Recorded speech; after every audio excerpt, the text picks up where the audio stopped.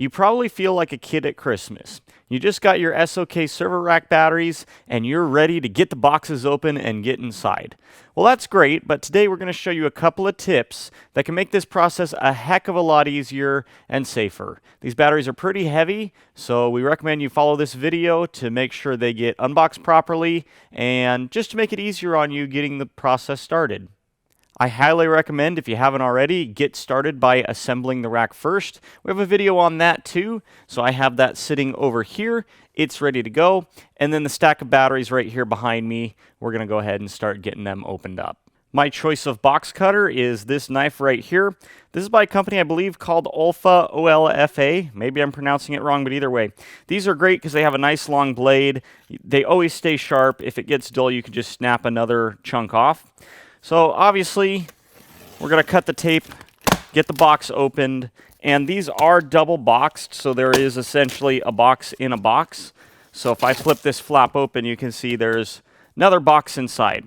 So go ahead and get all of these pulled apart, okay? And then carefully, we're going to cut down these edges on the corner.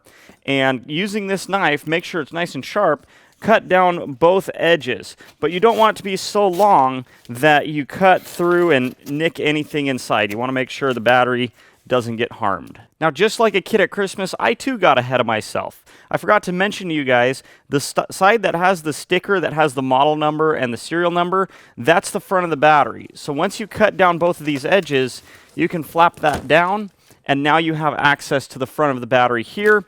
And you can also open the top and get the accessories and stuff out.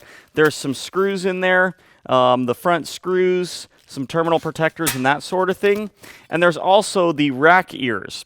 Now I recommend opening the box like this, that way we can easily get the rack ears on before we're trying to lift this up to get it into the rack. You'll find inside that there is a testing report that has the serial number of the battery and all the testing data from the battery. This is good to hold on to. Don't just let that little piece of paper that's in there get thrown away because it's a great thing to have. From there, you can slide it out a bit to give you access to put the ears on.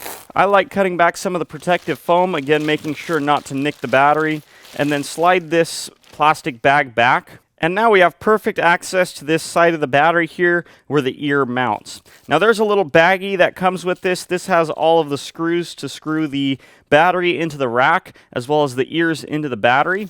So we're going to pull this open real quick. Now the screws that look like this are the ones we're going to want to focus on. These are the ones that allow us to screw the ears into the battery itself. These just line up like that, and then you can start the screws. They are a little tight because there's a little bit of powder coat paint material in the screw hole, but don't worry about that. Just get them started and then use your screwdriver to tighten them in. So now it's all prepped. We can go ahead and install it in our final location. Now obviously if you're not using the rack ears, you can kind of take it from here, but it's a lot easier to get this front cut apart, and now we can pull the battery out this way instead of trying to lift it up from the sides, especially when there's not much access for your hands on the sides. So now it'd be pretty easy to just lift this out, definitely wanting the team lift. Now I highly recommend keeping the battery in the box until it's at its final destination, because there's nice handholds here that really make it easy for two people to lift, because there's two handles on each side, so you can get one person,